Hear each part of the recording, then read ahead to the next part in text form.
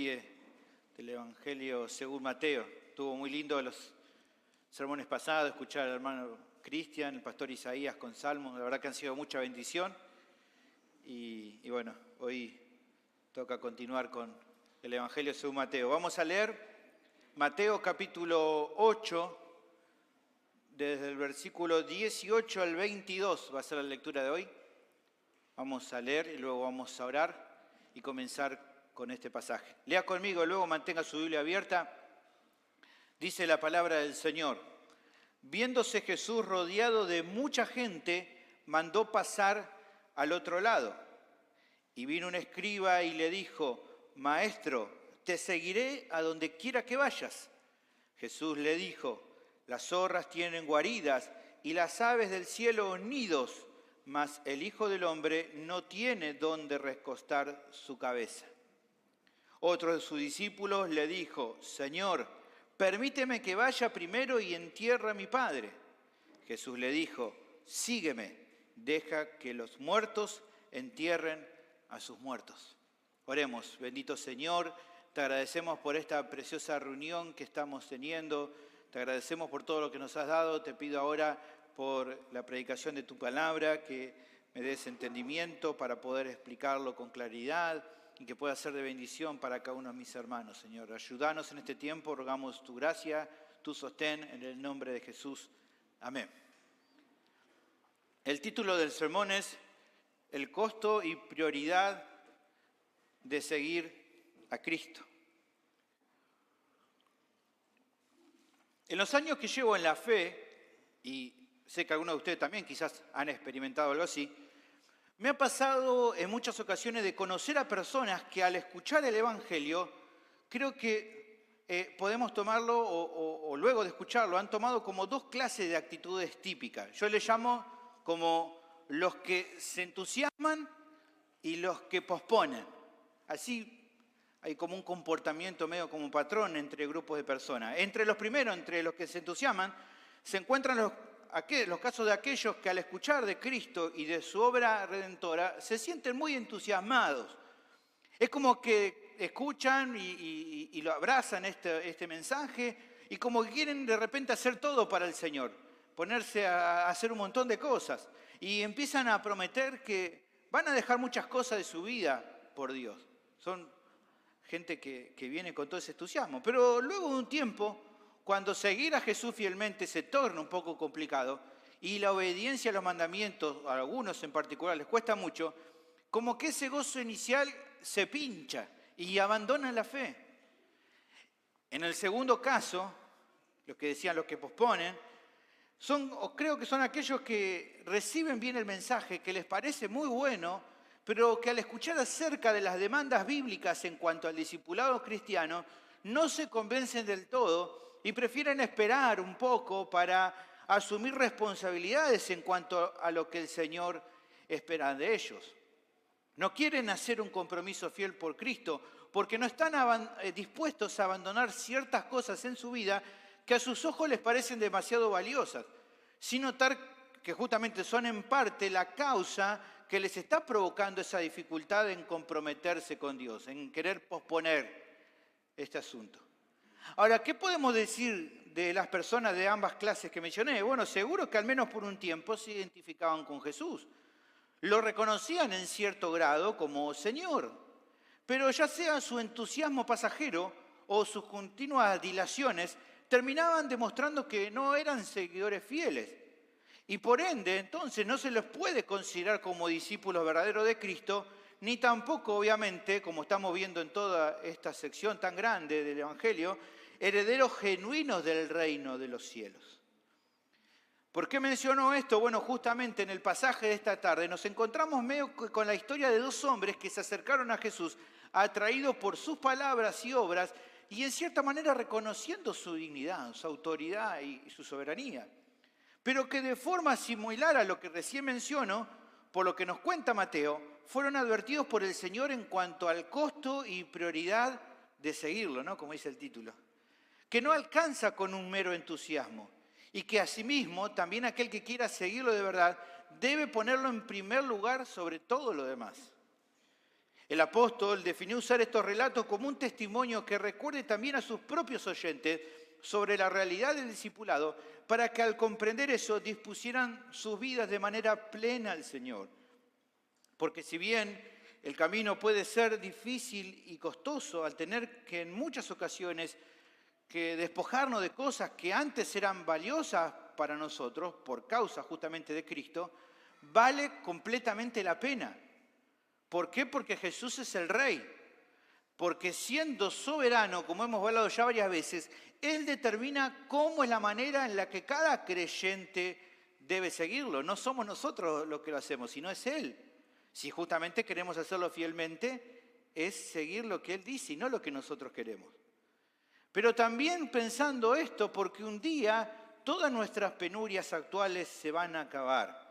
Y porque ahí ya estaremos con Él para siempre, disfrutando de la herencia gloriosa preparada para cada creyente fiel en el reino venidero. Así que te animo a seguirme con atención, porque estoy seguro de que este sermón puede ser de mucha edificación para nuestra vida, así también como una advertencia preciosa que creo que todos los que estamos aquí deberíamos prestar atención. El tema del sermón es el siguiente: no todos los que se identifican con Jesús el Rey son realmente seguidores fieles. Este es el tema, repito, no todos los que se identifican con Jesús el Rey son realmente fieles seguidores. Quienes no lo son, bueno, el pasaje presenta dos clases de personas: los que no evalúan bien lo difícil que es seguir a Cristo y los que no priorizan a Cristo sobre todo lo demás. Eso es lo que vamos a ver en esta tarde, ¿está bien?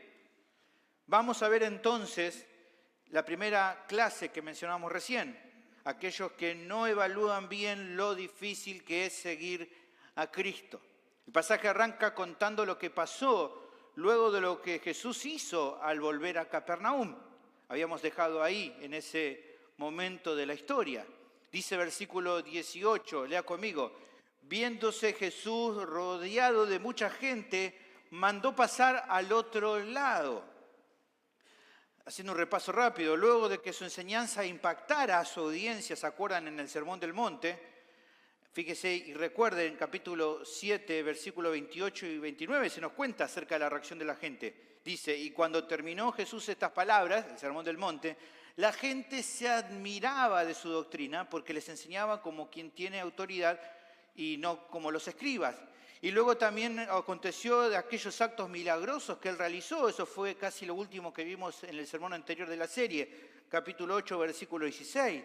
Dice: cuando llegó la noche, trajeron a él muchos endemoniados y con la palabra echó fuera a los demonios y sanó a todos los enfermos. Bueno, todo eso evidentemente produjo, como dice nuestro texto, volviendo a nuestro texto, que mucha gente lo rodeara. Jesús estaba rodeado de repente de mucha gente. Ahora, eso no sería nada extraño. ¿Cuántas personas no se sentirían atraídas al haber escuchado un mensaje tan impresionante y en haber visto, y en muchos casos también haber recibido, sanidades milagrosas increíbles? Bueno, creo que es bueno también que recordemos cómo terminó la sección anterior. ¿Se acuerdan que estuvimos viendo que la realización de estos milagros no eran un fin en sí mismos? Ni tampoco buscaba a través de esto Jesús generar sobre sí mismo una fama extraordinaria, sino esencialmente él buscaba que a través de esto se cumpliera el propósito de que en ellas se cumplan lo profetizado por el profeta Isaías. ¿Se acuerdan? Lo último que vimos en el capítulo 8, versículo 17, para que se cumpliese lo dicho por el profeta Isaías cuando dijo: él mismo tomó nuestras enfermedades y llevó nuestras dolencias. Como Mesías, él iba a cargar con todas las aflicciones y dolores de su pueblo, incluido obviamente, como vimos la vez pasada, la llaga del pecado. Por lo tanto, sus hechos portentosos no eran un trampolín para un ascenso social o político, sino una demostración fehaciente, verdadera, concreta, de su procedencia e identidad celestial para aquellos que recibían su mensaje, para que comprobaran que este no era simplemente un sanador o un médico, como dijimos, ni que era simplemente un gran predicador. Estaban delante del Mesías. Ahora, cuando el propósito era alcanzado, no había motivo para quedarse en la misma zona, sino que la meta era alcanzar a otros con el Evangelio del Reino. Es interesante cómo el evangelista Marcos habla acerca de que también de la misma situación Jesús sanando a muchas personas, y entonces de repente en Marcos capítulo 1, versículo 37 dice, y hallándole le dijeron, todos te buscan. ¿Por qué los buscaban? Porque justamente un par de versículos antes vemos, él había estado sonando a una gran cantidad de personas. Y bueno, Jesús dice, y él les dijo, vamos a los lugares vecinos para que predique también allí, porque para esto he venido. No era simplemente para hacer milagros y sanidades. Así que este era el motivo por el cual él decide alejarse, pero aparte de esto también, y coincido, como muchos eruditos afirman, probablemente en su naturaleza humana, Jesús requería descansar también un poco. O sea, no simplemente por el tener que llevar el mensaje a otros, sino porque si se quedaba en esa región, imposible poder descansar un poco. ¿Qué iba a pasar? La gente iba a seguir llegando y no va a poder ni descansar ni un instante. Y no nos olvidemos que él también era un hombre como nosotros y se cansaba. Y de hecho, no estoy diciendo nada muy extraño, fíjense, ya lo vamos a ver en su momento, pero simplemente si leemos ahí a continuación lo que pasa, capítulo 8, versículos 23 y 24, que será la próxima sección, dice, y entrando él en la barca, sus discípulos le siguieron, y aquí que se levantó en el mar una tempestad tan grande que las olas cubrían la barca, pero él dormía, estaba cansado. A veces nos dicen a nosotros, no escuchaste anoche la tormenta, no escuché nada, ¿no? Cansado, uno está cansado y duerme. Bueno, parece que Jesús estaba descansando porque evidentemente estaba cansado. Por lo que la solución más viable entonces ante tanta gente que se agolpó a su alrededor era embarcarse y, como dice nuestro pasaje, dirigirse al otro lado, o sea, a otra región fuera de Capernaum. Ahora, con eso, teniendo en mente el contexto, lo que el texto aquí a continuación nos relata es la aparición de una persona antes justamente de salir de la costa y el diálogo que tuvo con Jesús. Parece que antes de embarcar, de repente se le acerca a alguien y habla con Jesús, que es lo que dice en el texto a continuación en el versículo 19. Escuche, dice, y vino un escriba y le dijo, maestro, te seguiré a donde quiera que vayas. Jesús le dijo, las zorras tienen guaridas y las aves del cielo nidos, mas el Hijo del Hombre no tiene dónde recostar su cabeza. Lo primero que llama la atención es respecto de la persona que se presenta a hablar con Jesús. Llama muchísimo la atención. Ya vemos que varias veces Mateo utiliza en contar su testimonio un propósito y es muy llamativo que sea justamente un escriba, dice aquí. Como ya vimos, esta clase de hombres, los escribas, ocupaban un rol importante dentro de la sociedad judía de aquel entonces. Ellos, junto a otros líderes religiosos, como por ejemplo los fariseos, que en general eran mencionados muchas veces juntos, escribas y fariseos, se encargaban de instruir al pueblo y de guiarlos. Lamentablemente, en su mayoría, ellos se habían volcado a una mala enseñanza, basada más en mandamientos de hombres que en la palabra de Dios. Ya lo vamos a ver en más detalle. Pero allí, por ejemplo, en capítulo 15 de Mateo, desde el versículo 7, Jesús está hablando a causa de que unos escribas y fariseos también se le habían acercado y habían hablado con él. Y Jesús los reprende y en el versículo 7 dice, hipócritas, bien profetizó de vosotros, de vosotros es los escribas y fariseos, bien profetizó de vosotros Isaías cuando dijo, este pueblo de labios me honra, mas su corazón está lejos de mí, pues en vano me honran, enseñando como doctrinas mandamientos de hombres. Y en cuanto a eso, entonces también al rebajar el estándar moral de las Escrituras, impusieron costumbres a la gente y a ellos mismos como una regla a la que todos se tenían que someter y que la gente, evidentemente, como no era tan difícil la comparación de lo que la Biblia decía, compró a la gente ese mensaje y entonces todos creyeron que eso era lo que Dios pedía. Pero su justicia no era congruente con lo que se esperaba en creyentes verdaderos, aunque ellos pensaron que sí. Jesús fue determinante en el Sermón del Monte, en capítulo 5, versículo 20, dijo, porque os digo que si vuestra justicia no fuere mayor que la de los escribas y fariseos, no entraréis en el reino de los cielos. Claramente estaba muy alejado de lo que ellos creían que era lo correcto. Y por eso incluso Jesús tuvo palabras muy fuertes en el Sermón del Monte en cuanto a sus enseñanzas, la de los escribas y fariseos, y los ejemplos que ellos daban a los demás. ¿Se acuerdan? Lo vimos hace poquito, capítulo 7, versículo 15, hablando justamente de los escribas y fariseos. Jesús dijo, guardaos de los falsos profetas que vienen a vosotros con vestidos de ovejas, pero por dentro son lobos rapaces. Así que nos damos una idea qué pensamiento tenía Jesús y lo que había dicho de los escribas. Pero justamente a pesar de todo esto, en este caso, uno de ellos, un escriba, se sintió atraído por la enseñanza y por los milagros de Jesús, por lo que decidió acercarse a él para pedirle algo que llama la atención realmente, ¿no? Que haya pasado un escriba a hablar.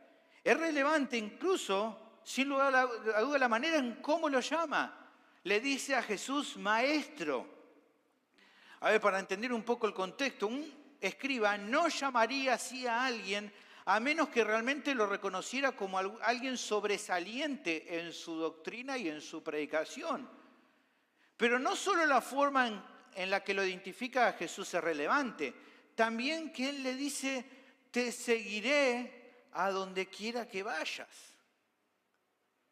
Esta declaración nos lleva a asumir que este escriba se estaba identificando como un seguidor de Cristo, dispuesto a ponerse probablemente en contra del resto de sus colegas escribas, aquellos a los cuales Jesús fustigó tan vehementemente, a ir a Él a donde fuera, incluso en el sentido de que otros lo identificaran como un discípulo de alguien a quien Él reconoció como maestro o como llamarían en hebreo rabí.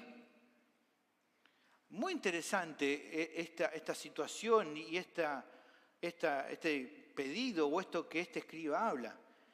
Y es interesante porque hay diferentes posturas entre los estudiosos respecto a qué motivó a este escriba a declarar su deseo de seguir a Jesús. Porque no da muchos detalles en la historia de Mateo. Uno dice, ¿qué motivó a hacerlo? Bueno, algunos ven bastante imposible que haya sido honesto, que haya sido algo de corazón, justamente al considerar su rol de escriba. Bueno, yo en eso no estoy de acuerdo, no pienso que sea correcto.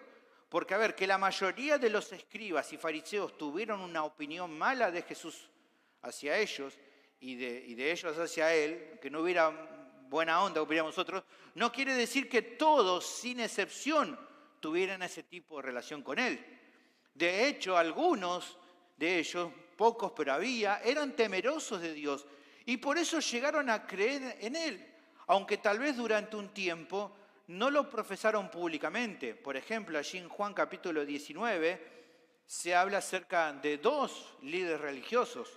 Dice allí, versículo 38 del Evangelio según Juan capítulo 19, después de todo esto, José de Arimatea, que era un miembro del concilio judío, que era discípulo de Jesús, pero secretamente, como decíamos, por medio de los judíos, rogó a Pilato que le permitiese llevar el cuerpo de Jesús, y Pilato se lo concedió. Entonces vino y se llevó el cuerpo de Jesús. Y dice, versículo 39, también Nicodemo, un fariseo también identificado, y también identificado como parte del liderazgo judío, dice Juan, el que antes había visitado a Jesús de noche, vino trayendo un compuesto de mirra y de aloes como de 100 libras. Evidentemente, no todos los líderes judíos estaban en contra de Jesús, había algunos que sí, simplemente que no lo hacían públicamente por los problemas que eso conlleva. Otros dicen, otros eruditos, que la declaración de este escriba pudo ser motivada por un deseo de acercarse al que en ese momento se había vuelto tan popular, al menos en aquella región. Bueno, no se puede ignorar esta posibilidad, recordando que en general los escribas y fariseos fueron reconocidos como hipócritas.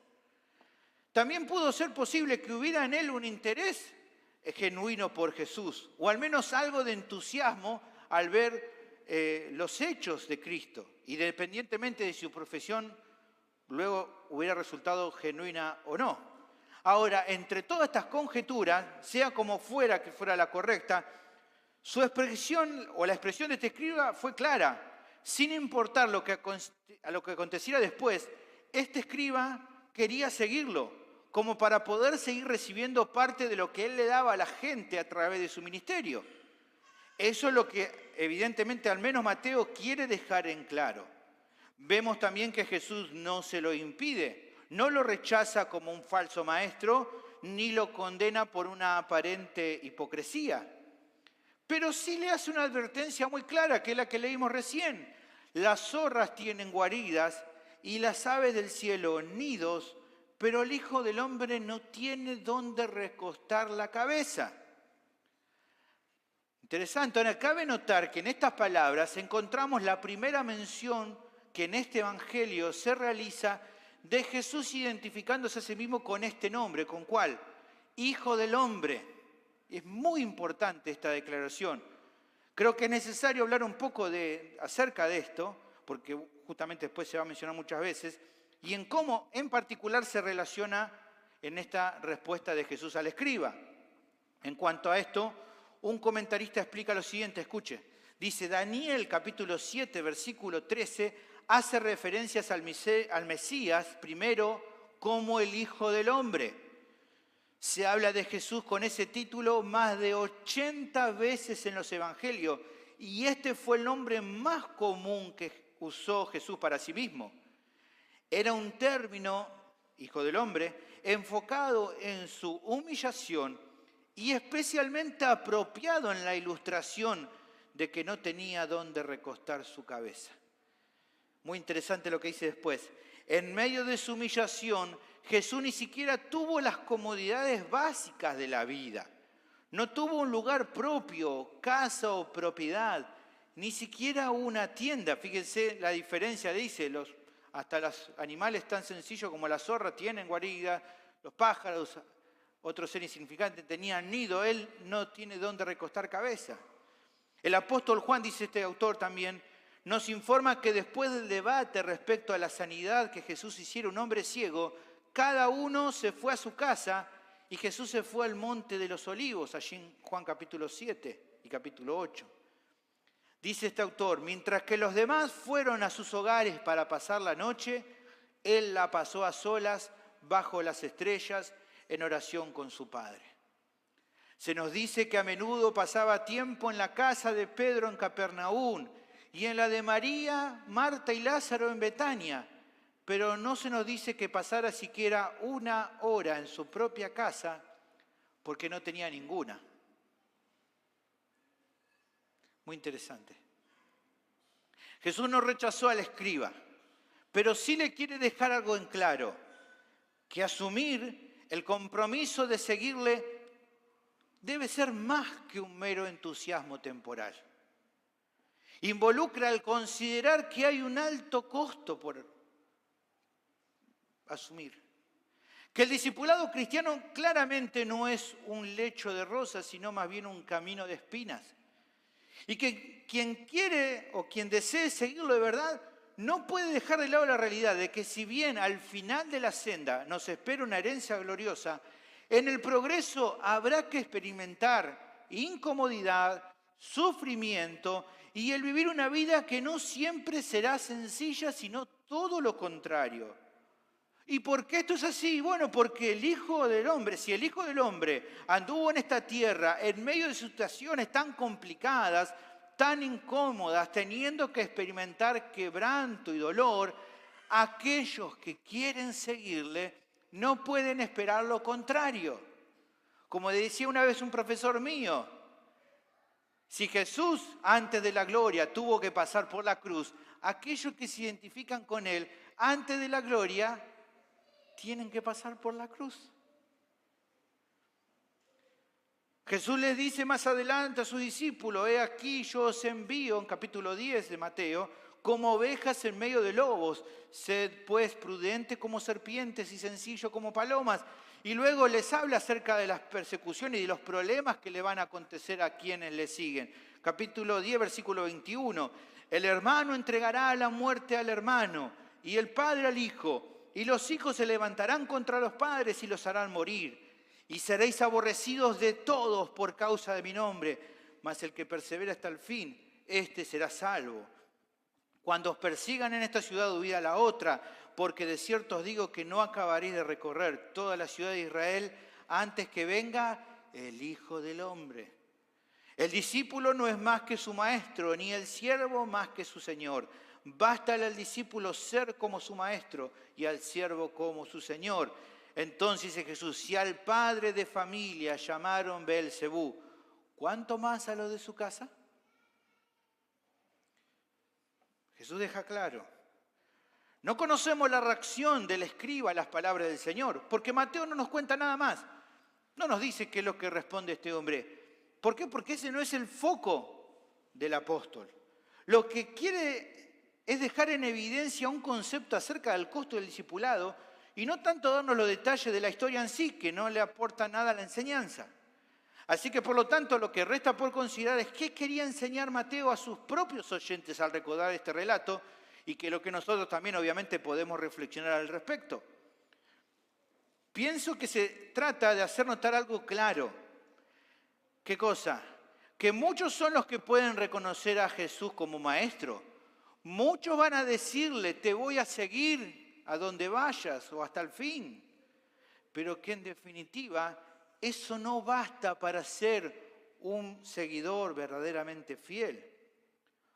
Muchos durante un tiempo puede que hasta de verdad se entusiasmaron con el Evangelio de Cristo. Sin embargo, eso no fue suficiente. No les alcanzó para perseverar hasta el fin a muchos que un tiempo estuvieron entusiasmados. Y por eso, con el tiempo se apartaron de la fe. Y la pregunta que nos podemos hacer es, ¿qué pasó con esos? Bueno, algo de lo que venimos hablando en este sermón, que una de las clases de personas que se identifican con el Señor, pero que no son realmente seguidores fieles, son los que no evalúan bien lo difícil que es seguir a Cristo. No consideran el costo. Son entusiastas, pero solo por un plazo de tiempo. Incluso son capaces de definir, al menos momentáneamente, a renunciar a ciertas cosas en su vida que antes les resultaban valiosos, tal como había decidido hacer el escriba de la historia. Él claramente, al menos vemos que está dispuesto a dejar su reputación como escriba por seguir al Señor. Pero muchas personas no se pusieron a pensar lo complicado que es no simplemente dejar algunas cosas, sino lo complicado que es morir todos los días uno mismo y seguir en obediencia al Señor por fe, incluso cuando a veces no nos sintamos cómodos con esta decisión. Por ende, como muchos no han evaluado esto, cuando viene la dificultad o como cuando dicen esta sección no hay lugar donde recostar la cabeza, se arrepienten de su decisión y se vuelven atrás. El camino no les parece tan atractivo como era al principio. La pregunta es, ¿el problema estuvo en que la senda de repente se le volvió tan complicada? Por supuesto que no. Quien viene a Cristo de verdad entiende que recibirlo como Señor y como Salvador implica que debe renunciar al yo y a sus derechos de seguir teniendo el control y el gobierno sobre su propia vida, con todo lo que eso significa. Porque la Biblia es clara al respecto. El tema es que en su momento muchos se comprometieron, pero sin evaluar el costo correctamente. O sea, muchos dijeron que sí a Dios, pero sin reflexionar a qué le decían que sí. O ni siquiera lo consideraron bien. Como sea, fue solo cuestión de que las pruebas o las complicaciones vinieran para que entonces renunciaran. Pero de ningún modo hubo una estafa por parte de Dios, ni una letra chica. La razón no fue que les vendieron una cosa y era otra distinta. Se trató de que ese mero entusiasmo o esas promesas superficiales o esas especulaciones humanas de inclinarse al cristianismo como algún tipo de fuente de rédito personal solo resultaron o solo resaltaron una religiosidad vacía, un cristianismo endeble, vacío, sin profundidad. Entendamos bien, iglesia, con Cristo seguro que se puede seguir adelante, claro que sí, por supuesto que sí, pero sin Él, el discipulado de alguien solo es un deseo momentáneo, un cúmulo de promesas o una expresión de buenos deseos que más tarde o más temprano se van a desvanecer.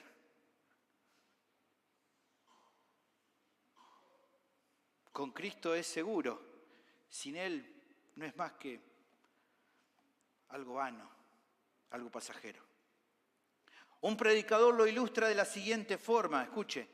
Un explorador podría tener muchos voluntarios para ir con él a una expedición, hasta que les explica que el equipo tendrá que trabajar en calores abrasadores, en temperaturas bajo cero o en pantanos sofocantes, con raciones solo para sobrevivir, pocas posibilidades de tomar un baño y poco contacto con el mundo exterior durante meses seguidos. Un atleta joven podría soñar con ganar una medalla dorada en los Juegos Olímpicos, hasta que se entera del riguroso entrenamiento, la dieta estricta, la limitada vida social y la competencia feroz que tendrá que enfrentar por muchos años. Así también, dice este predicador, no hay emoción como el gozo de conocer y seguir a Cristo, pero no es una emoción que el mundo pueda entender o apreciar. Jesús brinda gran paz a aquellos que le pertenecen, pero su paz no es del tipo que el mundo ofrece o busca, como dice allí Juan 14, 27. El gozo y la paz de Cristo vienen por el camino de las burlas, el sufrimiento y la cruz, el cual sus discípulos deben aceptar cuando lo siguen. Finalmente este predicador dice, Jesús declaró, si alguno quiere venir en pos de mí, niéguese a sí mismo y tome su cruz y sígame, como dice Mateo 16, 24.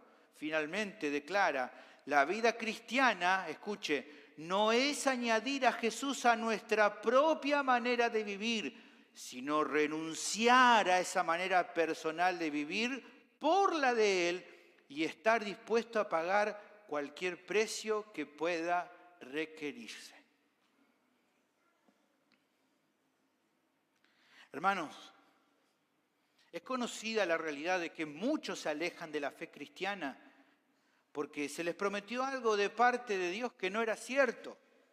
Muchos predicadores, especialmente de la prosperidad, pero no solamente ellos, también hay muchos otros ignorantes que son deshonestos y que les mienten a sus oyentes diciéndoles que si vienen a Cristo todos sus problemas de la índole que sean se les van a terminar. Uno dice, pero ¿está bien eso, pastor? ¿Usted no va a decir eso? No, no vamos a decir eso acá. Si usted creía que yo le iba a decir que todos sus problemas iban a terminar, bueno, no le voy a decir eso. Dígalo, pastor. No, porque no es lo que la Biblia dice. No le vamos a prometer que todos sus problemas se van a terminar. Pero a causa de que en muchos lugares pasa eso, sabemos que muchas personas se han alejado de las iglesias cristianas completamente defraudados porque ese supuesto evangelio que les dijeron no les otorgó aquello que ellos tanto anhelaban y que los hizo esperar un tiempo a ver si se cumplía.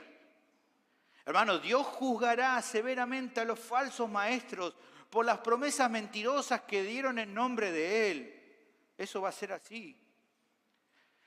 Pero hermanos, creo que incluso más triste que estos casos que todos conocemos es la realidad de aquellos que se alejaron, pero no debido a que se los haya engañado de alguna forma, sino porque aunque se les dijo la verdad acerca del costo del discipulado, no prestaron atención a eso.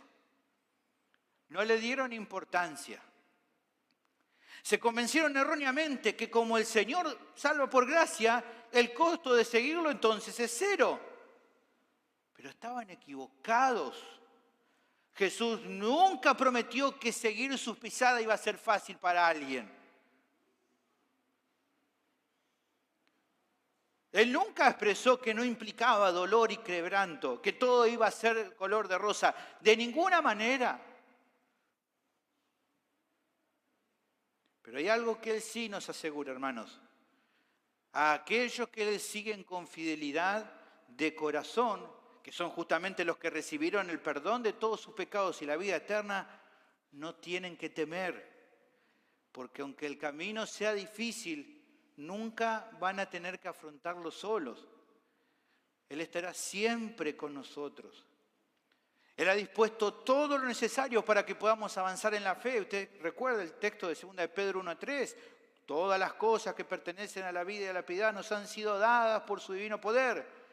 Él mismo se comprometió en nuestro discipulado a que no nos dejará ni nos abandonará. ¿Se acuerda en el texto famoso justamente del discipulado, cuando él dijo, por tanto, id y haced discípulos, Mateo 28:19, a todas las naciones, bautizándolos en el nombre del Padre y del Hijo y del Espíritu Santo, enseñándoles que guarden todas las cosas que os he mandado, y que promete, he aquí yo estoy con vosotros todos los días hasta el fin del mundo. Amén. Estará con nosotros siempre en el discipulado. Nos dará fuerzas para seguir adelante. Pablo lo presenta para su ministerio, pero bien podemos llamarlo para todos aquellos que le sirven. Tomamos las palabras de Pablo en 1 Timoteo 1:2 y decimos, doy gracias al que me fortaleció. ¿A quién? A Cristo Jesús nuestro Señor, porque me tuvo por fiel poniéndome en el ministerio. Él nos fortalece. Solo tenemos que confiar en Él, hermanos, y seguirle en obediencia. Pero como estamos viendo en esta primera sección, evaluando bien el costo real que implica seguirle fielmente. La segunda clase de personas que menciona el texto es los que no priorizan a Cristo sobre todo lo demás. A continuación el pasaje menciona la aparición de otro hombre también que antes de partir se cruza con Jesús y habla con él. Versículo 21 dice, otro de sus discípulos le dijo, Señor, permíteme que vaya primero y entierre a mi padre. Esta persona también se identificaba como un seguidor de Jesús. Por eso, aunque no conocemos la identidad de él, sí podemos notar que se lo denominó como otro de sus discípulos. Incluso fíjense que aquí no lo llama maestro, lo llama Señor, lo cual es incluso un reconocimiento más claro de su realeza y de su dignidad. Como cualquier creyente, al menos hasta uno profesante, el llamar a Jesús Señor era algo que lo identificaba con claridad como un seguidor de él. Pero en este caso, este otro hombre plantea un pedido diferente que el escriba del caso anterior. Aquí él dice, Señor, permíteme que antes de seguirte vaya primero y entierre a mi padre. Bueno, hay diferentes opiniones entre los eruditos sobre qué quiere decir esta declaración. Es bastante llamativa, ¿no?, para nosotros. Al menos creo que hay dos situaciones que pueden ser las más probables. Algunos asumen que se trataba de alguien que claramente quería relacionarse más estrechamente con el Señor, pero por lo que parece aquí, a causa de que en ese momento había sufrido la muerte de su padre, debía entonces ir a encargarse de su sepelio. Un rito en aquel entonces que demoraba algunos días, por lo que acompañarlo en ese mismo momento a Jesús le resultaría difícil. Esa es una explicación que dan algunos estudiosos. Otros explican que una costumbre en aquel tiempo, que incluso en algunas regiones orientales todavía se mantiene, era usar la afirmación, deja que entierre a mi padre, como una forma de referirse acerca de las responsabilidades familiares de los hijos, de atender y colaborar con los negocios de sus padres hasta que sus padres fallecieran. Solo ahí, cuando el padre fallecía, es que entonces esas personas quedaban, por así decirlo, libres de disponer sus vidas para otra actitud relevante, en este caso del hombre de la historia, ser un discípulo de Jesús. Entonces, para otros creen que esto quiere decir cuando dice, deja que entierre a mi padre, deja que colabore con él, cumpliendo la responsabilidad de ayudándolo en su negocio hasta que él muera. Bueno, la realidad, hermanos, no podemos ser tajantes y dogmáticos en asumir una postura, cuando el mismo Mateo no nos brinda todos los detalles. Pero creo que sí podemos enfocarnos en la respuesta de Cristo, que a continuación el texto nos presenta, que es lo más importante. Aquí Jesús le dijo, sígueme, deja que los muertos entierren a sus muertos. A diferencia de la sección anterior, cuando el Señor planteó los costos reales de seguirlo, acá directamente sí lo anima a seguirlo, le dice, sígueme, pero dando una razón de por qué no lo autorizaba a ir a hacer lo que él quería, que era ir primero a enterrar al padre. Él le dice, deja que los muertos entierren a sus muertos. Y uno lee así y dice, ¿qué quiere decir Jesús con esto? ¿No? Bastante duro, ¿no? Aunque suena fuerte, Jesús está aquí declarando un concepto central. A los que les gusta marcar, subráyelo. ¿Cuál es ese concepto central? Él es más importante que cualquier otra cosa en la vida. A ver, no estaba mal que alguien quisiera ir a enterrar a su padre, si ese era el caso. Tampoco si alguien asumió el compromiso de colaborar en negocios familiares por un tiempo. El punto es que ni una cosa ni la otra debiera ser puesto en mayor relevancia que la decisión de seguir a Cristo con fidelidad. No sabemos con exactitud a qué se estaba refiriendo este discípulo cuando le pide al Señor lo que le pide, pero sí de algo podemos estar seguros, hermanos, que Jesús supo que en el corazón de este hombre, esta persona estaba poniendo a eso, al enterrar a su padre, como una prioridad por sobre el discipulado. Por ende, Jesús se dio cuenta que esto funcionaba para él como un obstáculo en su deseo de ser un discípulo. Y en ese momento era eso. Luego podría ser otra cosa que incluso también podría ser relevante para esa persona. ¿Cuál era el problema? Que cada una de estas cuestiones iba a llevar a este hombre a seguir posponiendo la decisión de seguir a Cristo de verdad. Ese era el problema. Una cosa, otra, y siempre iba a haber otra. Por eso él le dice, deja que los muertos entierren a sus muertos, que era como un juego de palabras, enfocado en el sentido que dejara la responsabilidad a aquellos que están muertos espiritualmente, y por eso no están interesados como él supuestamente en seguir a Cristo, de darle la despedida adecuada a aquel que podía estar muerto, o que en el caso de que se tratara de un tema laboral o de negocio, sean otros los que se encarguen de los negocios de su padre. Sea como fuera, que sea el asunto, el foco está en la prioridad. ¿Qué cosa sobre la prioridad? Que Cristo tiene la prioridad sobre todo lo demás. Y eso le tiene que quedar claro a todo aquel que quiera seguir fielmente. O sea, hay alguien aquí que me dice, yo quiero seguir, pastor, fielmente al Señor. Perfecto, Cristo tiene la prioridad. Nuevamente, Mateo no nos cuenta qué respuesta dio este otro discípulo a las palabras de Jesús. Creo que no hacía falta porque no le aportaba nada al concepto que él quería enseñar por medio de esta historia. Bien pudo ser este motivo, bien puede ser otro que se hubiera presentado y considero que la respuesta de Jesús iría por la misma senda. Sin ir más lejos, podemos ver otra historia como una ilustración que verifica eso. El muchacho rico que se acerca a Jesús con el deseo de saber qué tenía que hacer para heredar la vida eterna. Capítulo 19 de Mateo, versículo 16. Entonces vino uno y le dijo, Maestro bueno, ¿qué bien haré para tener la vida eterna?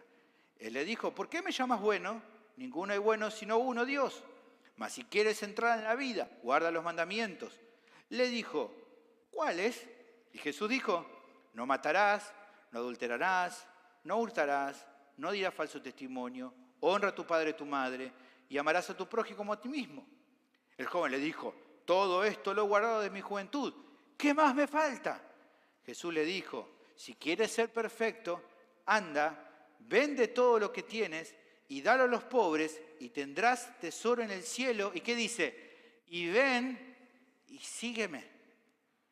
Oyendo el joven esta palabra, se fue triste porque tenía muchas posesiones. Como leemos, Jesús luego de indagar un poco en su vida le presenta una situación que lleva en el caso del muchacho, acá sí tenemos la respuesta, a alejarse del Señor. Cuando le pide que vendiera todo lo que tenía, que se lo diese a los pobres y lo siguiera, aquel que desde su juventud había sido tan obediente, no estuvo dispuesto a acatar las directivas de Cristo. ¿Por qué no? Porque amaba sus riquezas. Las riquezas, las cosas materiales, eran la prioridad en su vida. Y si bien él se identificaba a sí mismo como alguien que quería seguir la voluntad de Dios, con su rechazo a las palabras de Jesús, demostró que en su corazón la prioridad no era el reino de Cristo, sino las cosas materiales. En cierta manera, el principio es parecido con lo que estamos viendo en nuestro texto. El que no está dispuesto a darle la prioridad al Señor no es digno de seguirlo.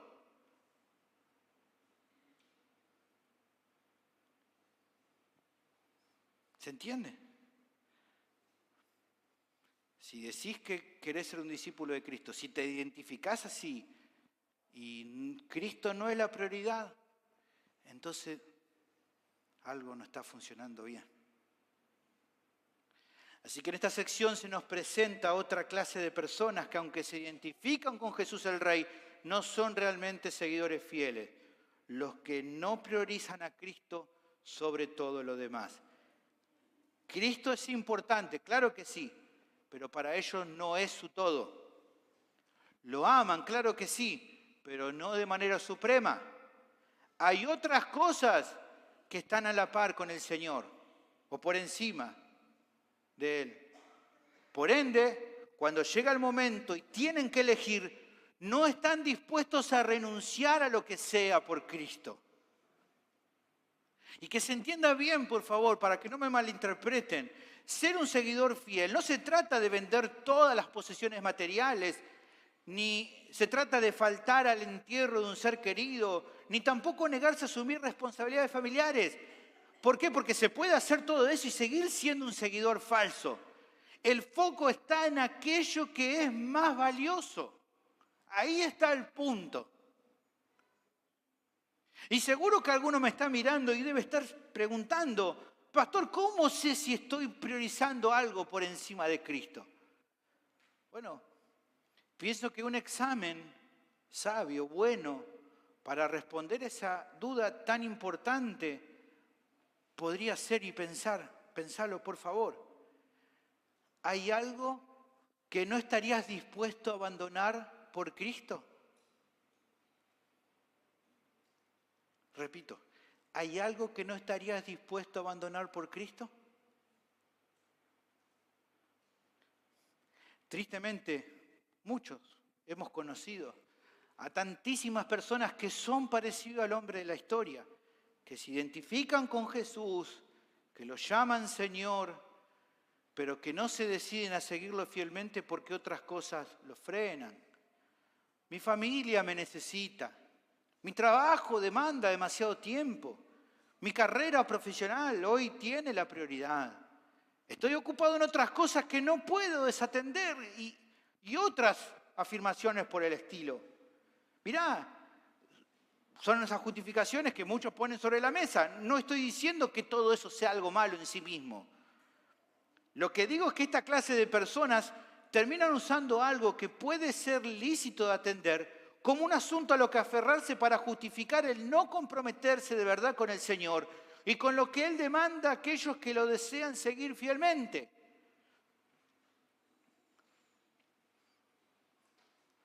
Tan triste como eso son también los innumerables casos de otros que se aferran a cosas que hasta incluso ellos mismos se dan cuenta de lo mal que le hacen su vida, pero así todo no renuncian a ellas. Ya sea una vida de placeres ilícitos, un deseo por poder seguir haciendo lo que quieran y que nadie les diga nada y se los prohíba, o hasta el querer priorizar hasta incluso cosas absurdas como una vida vana de ocio o sumida en el entretenimiento. Cualquiera de cosas así les resulta más atractivo que morir a ellos mismos para seguir a Cristo. El tema es que no advierten una realidad terrible. No solo que esas metas o esas cosas valiosas para ellos los mantienen vacíos y por eso siempre necesitan más, sino que al final, cuando tengan que comparecer delante de Cristo, estas cosas a las que tanto se aferran no van a ser el salvavidas que los libre de la condenación, sino la roca pesada que los hunda en el castigo eterno.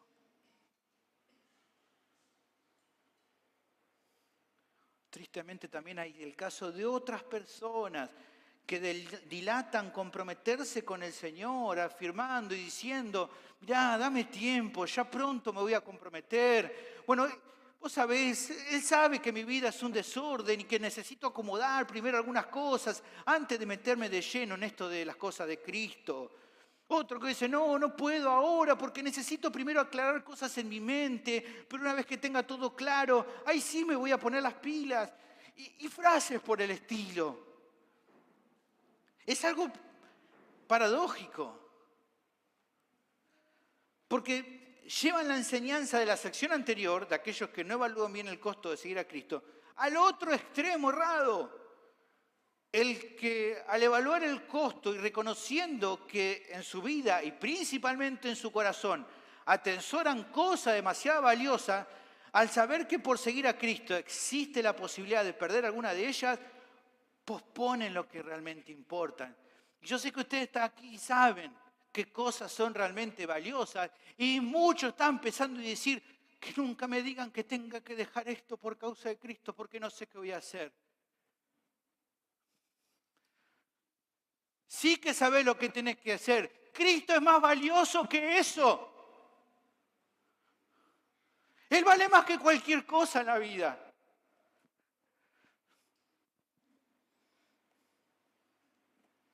Dicho de otra forma, si en la sección anterior el problema era el mero entusiasmo, en este caso el foco está puesto en la demora inoportuna.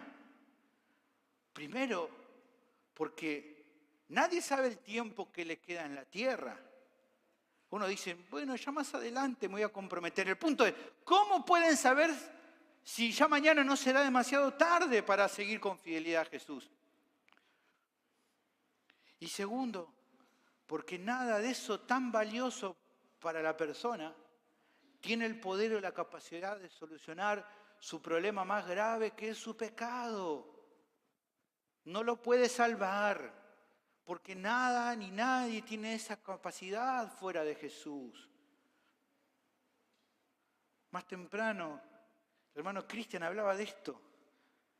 Una de las verdades más importantes del Evangelio, tal como la cruz y la resurrección de Cristo, es que todo el que viene a Jesús como único Salvador, viene a Él también reconociéndolo como único Señor. Él, como cantamos, es el cariñoso Salvador, pero también es el Rey soberano que demanda lealtad incondicional de sus súbditos. Y nadie puede elegir a Cristo o de Cristo lo que más le convenga o le guste, porque Él es el Rey. Pero Él no será el Rey nunca de aquellos que solo lo reconocen como Señor de la boca para afuera. Jesús ya lo ha dicho con claridad y fue muy enfático en el Sermón del Monte cuando dijo, no todo el que me dice Señor, Señor, entrará en el reino de los cielos, sino el que hace la voluntad de mi Padre que está en los cielos. Porque muchos dirán en aquel día, Señor, Señor, no profetizamos en tu nombre, y en tu nombre echamos fuera demonios, y en tu nombre hicimos muchos milagros, y entonces les declararé, nunca os conocí, apartaos de mí, hacedores de maldad. Su actitud, lo único que hizo fue reflejar un discipulado falso. El que lo busca para que el Señor lo salve, está dispuesto a seguirlo como rey en su vida, lo que se evidencia en frutos de obediencia y sumisión hacia Él.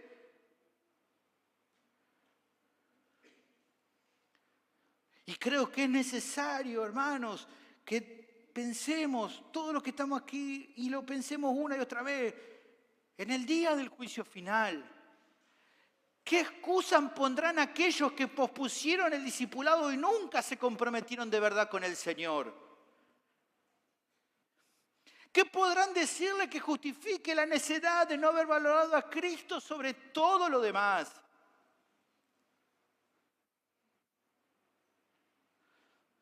No hay argumento que podrá servirles cuando el mismo Señor dejó en claro lo prioritario que debe ser Él para aquellos que quieren, que anhelen heredar el reino de Dios.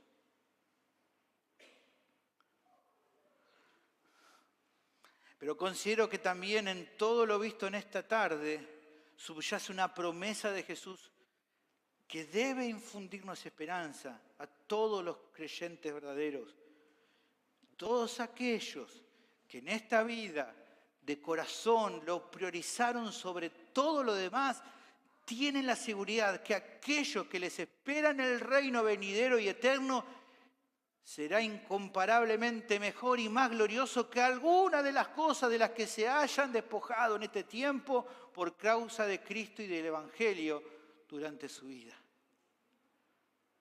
Jesús lo dice. ¿Se acuerdan? Lo vamos a ver más adelante, pero podemos leerlo ahora. Mateo 19, 29.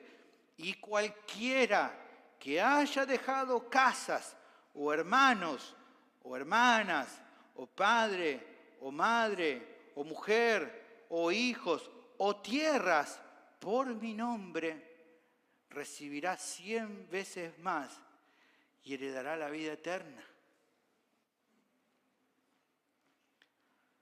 No hay que sentir melancolía ni desazón por las amistades que perdimos, por los pecados que mortificamos, o por las cosas lícitas o no que tuvimos que abandonar en el recorrido de nuestro discipulado cristiano. Hermanos, si Jesús te mostró por medio de su palabra que eran de estorbo para tu avance en la fe y en tu santificación, tené por seguro que fue lo mejor, aunque por un momento te haya costado decidir obedecer a Cristo.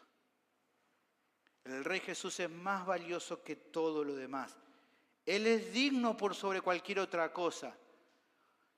Todo aquello a lo que las personas del mundo tanto se aferran y que los detiene en la decisión de seguir fielmente al Señor, tan pronto como su vida actual se termine, se les va a desvanecer de las manos.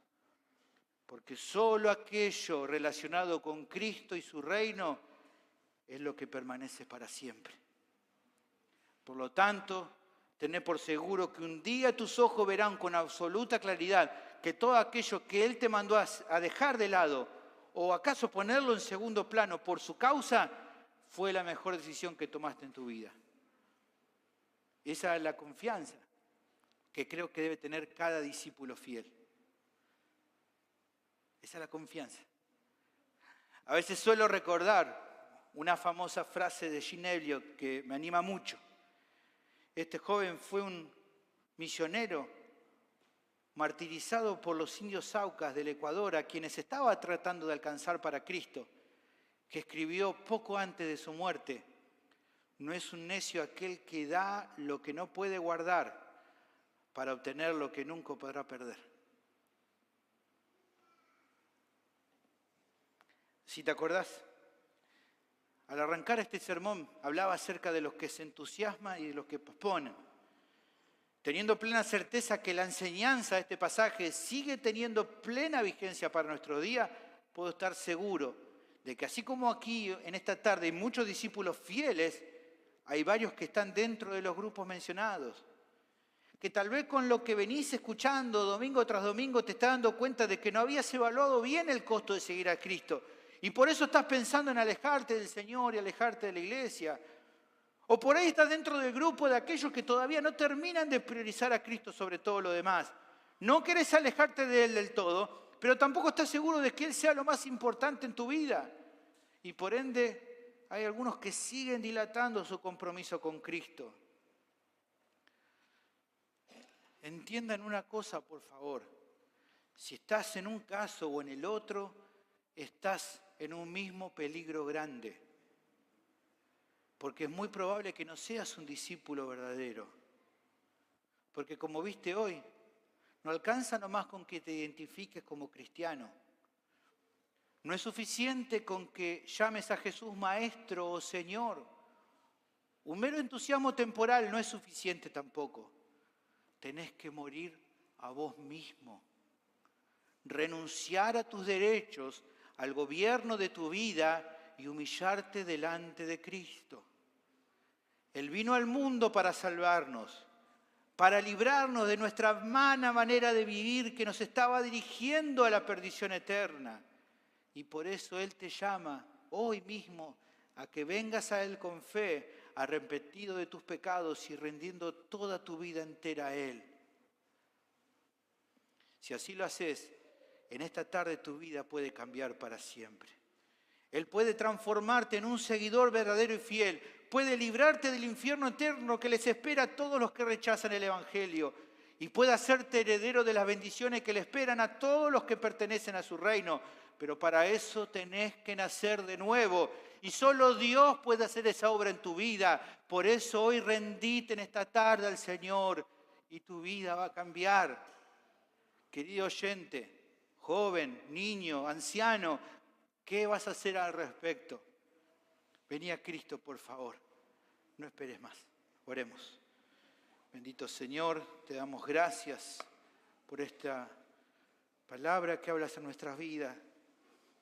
Nos hablas duramente porque en cuanto a la eternidad no hay medias tintas. Nos hablas duramente porque nos amas, porque te estás llamando a un compromiso fiel con vos,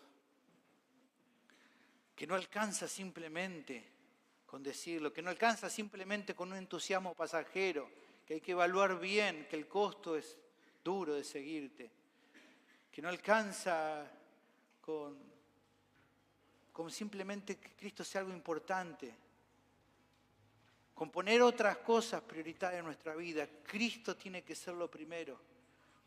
Si alguien aquí hoy está viendo en su vida que no es así, pueda volverse a vos de corazón. Si hay algún creyente que también verdadero que estaba empezando a claudicar, que esta palabra lo anime, lo fortalezca para volverse a vos de todo corazón. Pido que nos ayudes a pensar en todo esto durante las semanas y animarnos unos a otros a seguirte con fidelidad. Te doy gracias por todo esto en el nombre de Jesús. Amén. Pongámonos de pie.